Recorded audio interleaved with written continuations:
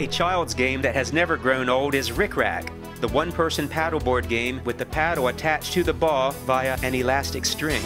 The little ball can go incredibly fast and in unexpected directions.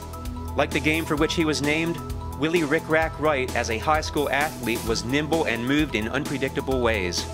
He's the only player I've ever known that could run at 50 miles an hour, stop on a dime, and then take off at 50 miles an hour in the opposite direction, said Rockledge Councilman Richard Blake, who was Wright's football and basketball coach at Coco's all-black Monroe High School.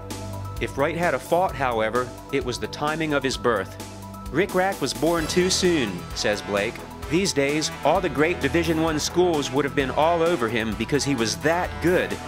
Unfortunately, Wright grew up in the 50s and 60s when segregation was part of the daily routine.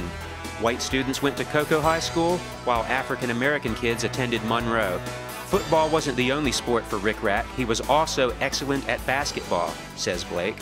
When Wright graduated from high school, there were no college scouts ready to sign him. Florida schools for higher education were notorious for their segregationist policies, so Wright headed for the Army and afterwards a stint with the Daytona Sharks. At that time, there were very few blacks who made it to the NFL, says Blake. I don't doubt that if Ric Rac had been born a little later, he would have played in the NFL. Though decades have passed, people still remember Ric Rac. People in this area, no matter if they're black or white, still talk about him, said Blake. My son, who played football for the Miami Dolphins, used to ask me if Ric Rac walked on water because I talk so highly of him. I've seen the very best of players, and Ric Rac was up there with the best. God blessed him with so much talent.